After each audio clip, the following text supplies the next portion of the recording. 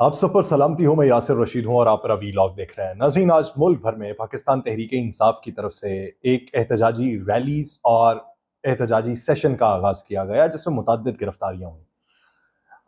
2018 में भी मुबैना धांधली का इल्जाम लगा था इलेक्शन के ऊपर, और हर इलेक्शन में लगता है। ये सिर्फ पाकिस्तान में ही नहीं है। आज के उस एहतजाजी सेशन में गिरफ्तारियों के हवाले से आप तक इत्तलात पहुंचाऊंगा और दीगर खबरें पहुंचाऊंगा। लेकिन बात यह है कि मुल्क भर में जहां भी इलेक्शन होते हैं धांधली के इल्जामात लगते हैं, और धांधली के इल्जामात के साथ साथ जब कोई सदर वजीर आजम मुंतखब होता है और मुंतखब होने के बाद एक जश्न का समा होता है। पूरी दुनिया में आप जहां भी देख लें, आप इवन बांग्लादेश के हालिया इलेक्शन देख लें जिसके अंदर ये बात की जाती थी कि हालिया इलेक्शन में इदारों को साथ में लाके ये इलेक्शन लड़े गए हैं और हसीना वाजिद साहिबा ने बरसरे इक्तदार दोबारा आने के लिए अपोजिशन जमातों को दबाया है। लेकिन उस इलेक्शन में भी जब वो जीती हैं और वजीर आजम मुंतखब हुई हैं तो मुल्क के तूल और अर्ज में हसीना वाजिद के जो फॉलोअर्स थे, वो जो कारकुनान थे, उन्होंने जश्न मनाया। इसी तरह 2018 में भी जब हमें देखने को मिला कि पाकिस्तान तहरीक इंसाफ की हुकूमत बनने पर इल्जामात लगाए जा रहे थे कि ये धांधली ज़दा इलेक्शन है, लेकिन मुल्क के तूल अर्ज में पीटीआई के मानने वाले जो थे उन्होंने जश्न मनाया। लेकिन 2024 में वजीर आजम मुंतखब हो गए, स्पीकर डिप्टी स्पीकर हो गए, इवन सदर मुंतखब हो गए, लेकिन उसके बाद उस तरह का जश्न नहीं देखा गया। हम देखते हैं कि जश्न जो मनाया जाता है उसमें पार्टी रहनुमा मौजूद होते हैं, कारकुनान की तादाद या मुल्क में वो जो वेव बनती थी वो वेव बनती हुई नहीं दिखाई दी। बानिए पाकिस्तान तहरीक इंसाफ की कॉल पे जो रैली की कॉल थी, आज जीपीयू लाहौर चौक पे पहुंचे बहुत से रहनुमा। रैली की क़यादत तहरीक इंसाफ के रहनुमा अली एजाज बुटर कर रहे थे लाहौर की। रैली को रोकने के लिए पुलिस ने कारकुनों पर धावा बोला, जिससे पीटीआई कारकुनान मुंतशिर हुए। पुलिस ने तहरीक इंसाफ के एमपीए हाफिज फरहत अब्बास समेत 10 से ज्यादा कारकुनान को इब्तदाई तौर पर हिरासत में लिया, और गिरफ्तारी के मौके पर एमपीए हाफिज फरहत अब्बास का कहना था कि मैंडेट चोर हुकूमत जो है उसने ये गिरफ्तारी करवाई, और जब उन्हें गिरफ्तार किया गया तो उस वक्त मारपीट भी उन पर की जा रही थी। हाफिज फरहत अब्बास गिरफ्तार हुए, कारकुनान गिरफ्तार हुए, और फिर मुल्क के मायानाज मारूफ कानूनदान सलमान अकरम राजा भी उसी एहतजाज में गिरफ्तार हो गए। सलमान अकरम राजा इससे पहले भी एक एहतजाज में गिरफ्तार हुए थे और मुकदमा ये बनाया गया था कि इन्होंने कार्य सरकार में मुदाखलत की है, इन्होंने ट्रैफिक रोकी है और ट्रैफिक के बहाव में ये खलल डाल रहे थे, जिसकी वजह से इनको गिरफ्तार किया गया। उसके बाद लतीफ खोसा साहब को गिरफ्तार कर लिया गया, और लतीफ खोसा के साहबजादे का ये कहना है कि उनको एहतजाज से पहले गिरफ्तार कर लिया गया। उधर भक्कर मोहम्मदी चौक पे पीटीआई के पुरअमन एहतजाज पे पुलिस ने साबिक वज़ीर आज़म के कज़न सीनियर कानूनदान रफीक खान नियाजी एडवोकेट और साबिक उम्मीदवार एमएनए भक्कर सैयद ज़हीर अब्बास शाह नकवी, सदर पीटीआई दरिया खान अब्दुल जब्बार खान नियाजी और दीगर सीनियर रहनुमाओं को गिरफ्तार कर लिया। बाकी रहनुमा और कारकुन जो बचे थे वो फिर गिरफ्तारी देने खुद थाने पहुंच गए। अब बात यह है कि एक तरफ आप ये समझते हैं, जब आपने सुप्रीम कोर्ट के बाहर एहतजाज किया था, जब आपने जीटी रोड से पूरे एहतजाज को लेके गए थे पीडीएम वाले, जब पाकिस्तान पीपल्स पार्टी सिंध से चली और इस्लामाबाद तक पहुंची, वो भी तो एहतजाज था। आप उसे कानूनी हक समझते थे, आप अपनी आवाज को बुलंद करना चाहते थे। लेकिन मौजूदा सूरत हाल में आप दूसरा कोई आवाज बुलंद करना चाहे, इस वक्त तो कार्य सरकार में मुदाखलत नहीं थी, इस वक्त तो कोई तोड़फोड़ नहीं थी। अगर कोई एहतजाज कर रहा था तो एहतजाज कानूनी हक है, या फिर आइन के अंदर लिख दीजिए कि एहतजाज कोई नहीं कर सकता, एहतजाज का हक खत्म कर दिया गया। एक तरफ आपने उधर इस्लामाबाद में चले, उधर आपने कोई ना कोई कानून निकालते हुए वहां पे दफा 144 को नाफिज किया हुआ है, तो क्या लाहौर में जीपीयू चौक पर भी दफा 144 नाफिज है? अब इसको देखते हुए सेनेटर जावेद अब्बासी साहब, ये जो मामूलात हैं इन्हीं को देखते हुए अंदर से लोग बोलना शुरू हुए हैं। सेनेटर जावेद अब्बासी साहब ने उन्होंने ये कहा है कि हमने जो तहरीके अदम एतमाद दायर की थी वो उस वक्त की स्टैब्लिशमेंट के कहने के ऊपर दायर की थी, उस वक्त हमारी अपनी मंशा नहीं थी। उस वक्त उन्होंने डाला है कमर जावेद बाजवा साहब के ऊपर कि कमर जावेद बाजवा साहब की मुशावरत उसमें शामिल थी और हमने वो तहरीक अदम एतमाद की हम दरखास्त लेके आए थे। यही बात मौलाना फजलुर रहमान साहब भी कर रहे हैं। दूसरी तरफ मुशाहिद हुसैन सैयद साहब को आप देख लें, शायद वो अगला पड़ाव उनका जो है वो पाकिस्तान तहरीक इंसाफ में होगा, क्योंकि मुशाहिद हुसैन सैयद साहब एक वक्त में काफ लीग की तरफ से सदर के उम्मीदवार थे, उस वक्त भी आसिफ अली जरदारी साहब सदर के उम्मीदवार थे। तो अब वो पाकिस्तान मुस्लिम लीग नून की तरफ से सेनेटर हैं, सेनेटरशिप जब छोड़ जाएंगे तो अब उनके हालिया बयानात से लगता है वो पाकिस्तान तहरीक इंसाफ की तरफ जाएंगे, क्योंकि वो ये समझते हैं कि इस वक्त सिंगल लार्जेस्ट पार्टी जो है, ये मुशाहिद हुसैन सैयद साहब कह रहे हैं जो पाकिस्तान मुस्लिम लीग नून के रहनुमा है, सेनेटर है, वो ये कहते हैं कि सिंगल लार्जेस्ट पार्टी पाकिस्तान के अंदर जो है वो पाकिस्तान तहरीक इंसाफ है। वो सुन्नी इत्तेहाद काउंसिल भी नहीं कहते, वो कहते हैं पीटीआई है जो सिंगल लार्जेस्ट पार्टी है। फिर वो ये कहते हैं कि पख्तून यूथ जो है और मुल्क की यूथ जो है वो नुमाइंदगी जो करती है वो पाकिस्तान तहरीक इंसाफ की करती है और पाकिस्तान तहरीक इंसाफ को उनकी सपोर्ट हासिल है। तो वो ये समझते हैं कि इस वक्त उनके अगर कोई जलसे हों, उनकी जो चीजें हों, उसमें कौमी तराना होता है, कायद से बात शुरू होती है, अल्लामा इकबाल की बात होती है, तो वो कहते हैं कि मुल्क को एक इकाई की तरह वो जोड़ने की बात करते हैं। तो इसलिए उनके मैंडेट को तस्लीम किया जाना चाहिए, मखसूस नशिस्तें भी उन्हें फराहम करनी चाहिए।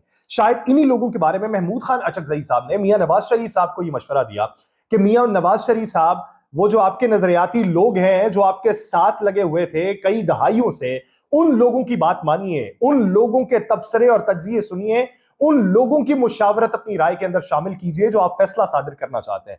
ये शायद इन्हीं लोगों के बारे में मशवरा दिया गया कि मुल्क के तूलो अर्ज में जहां पे एहतजाज हो रहा है, आप एहतजाज करें तो ठीक था, किसी दूसरे का एहतजाज गलत है। अच्छा, गैलप पाकिस्तान के बहुत से सर्वेज आए जिसको ये पीएमएलएन की हुकूमत कहती है कि ये देखें गैलप के सर्वे को पाकिस्तान तहरीक इंसाफ भी पहले इसका हवाला देती होती थी, हम हवाला दें तो ये कहते हैं फैब्रिकेटेड है। गैलप पाकिस्तान के ताजा तरीन सर्वे के मुताबिक तालीम याफ्ता जो नौजवान है उस पर तहरीक इंसाफ, जबकि नाखानदा और मिडल पास जो वोटर्स हैं उनमें नून लीग और पीपल्स पार्टी को ज्यादा हिमायत मिली।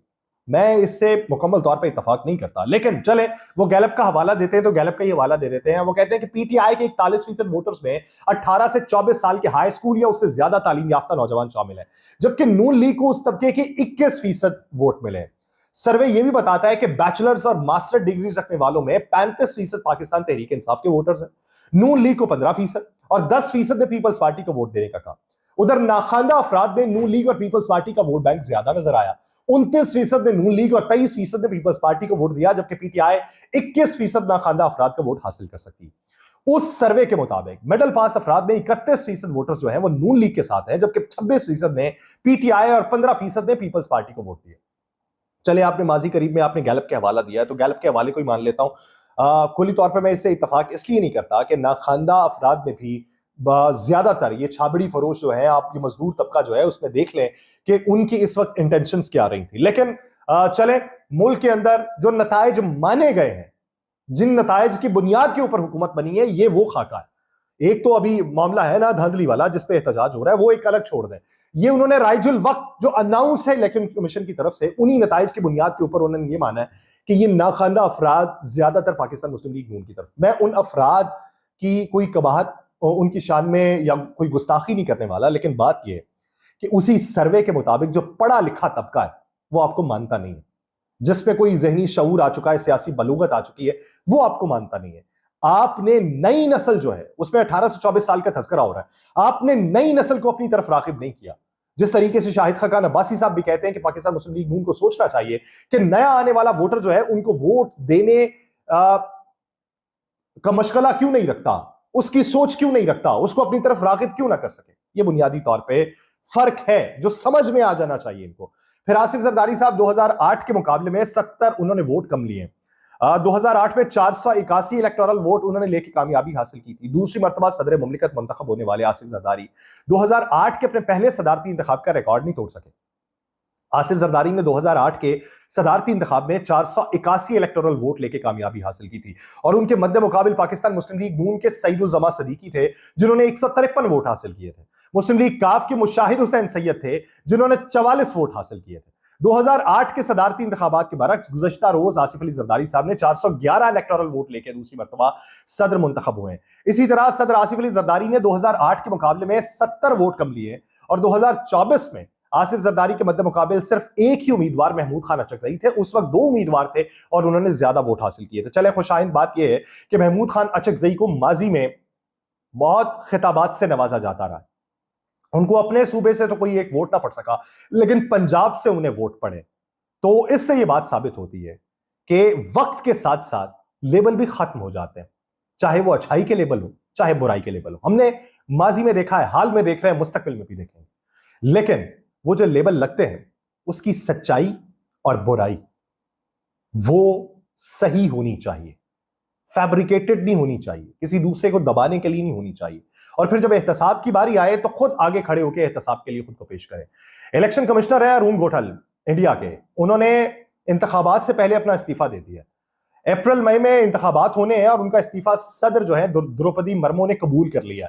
चीफ इलेक्शन कमिश्नर और दीगर इलेक्शन कमिश्नर्स जो है वो 2023 के एक्ट के सेक्शन 11 की शिक 1 की तामील में उन्होंने अपना इस्तीफा सदर को भिजवाया और सदर ने अरुण गोयल उसके इलेक्शन के जरिए पेश करदा इस्तीफे को कबूल करते हुए खुशी भी महसूस की है। उसकी बुनियादी वजह क्या है?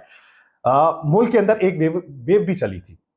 वो वेव ये चली थी कि हालिया सरगर्मियां जो इंतखाबात की तैयारियों के लिए हो रही हैं, इंतजामात की निगरानियों के लिए, ये कई रियासतों का दौरा भी कर चुके थे। अब एक तरफ वेव ये चली थी कि मोदी साहब को जितवाने के लिए मुख्तलिफ रियासतों में जोर भी लगाया जा रहा है कि मोदी साहब को जितवाया जाए, लेकिन जहां पे किसान इत्तेहाद वाला मामला है और दीगर मामला हैं, उनमें मोदी साहब को रिटेलिएशन का भी सामना है। अब इन्होंने जब मुख्तलिफ रियासतों का दौरा किया और मुख्तलिफ रियासतों में दौरे में सरकारी सतह पर दबाव भी देखा, तो उन्होंने खुद आके इस्तीफा दे दिया और इस्तीफा वो सदर की जानिब से कबूल भी कर लिया गया। सदर ने ये नहीं कहा कि नहीं इस्तीफा मैं कबूल नहीं कर रहा। उन्होंने देखा है कि एक तरफ से दबाव पड़ भी सकता है, शख्सियात के ऊपर दाग भी लग सकता है, माजी के अंदर जो काम किए हैं वो भी रद्द हो जाएंगे, उसकी तरफ कोई नहीं देखेगा, अच्छाई को कोई नहीं देखेगा, तो उन्होंने खुद ही उससे पहले इस्तीफा देना बेहतर समझा। लेकिन यहां पर तो 12-12 दिनों में फॉर्म नहीं जमा करवाए जाते जो आईन और कानून के मुताबिक जमा करवाए जाने हैं, लेकिन उसके बाद भी टांग पे टांग रख के जलाल जो है, रौनक जो है, वो कायम दायम है। जाने कब जाके निजाम बदलेगा। मुझे दीजिए इजाजत। अल्लाह निगहबान।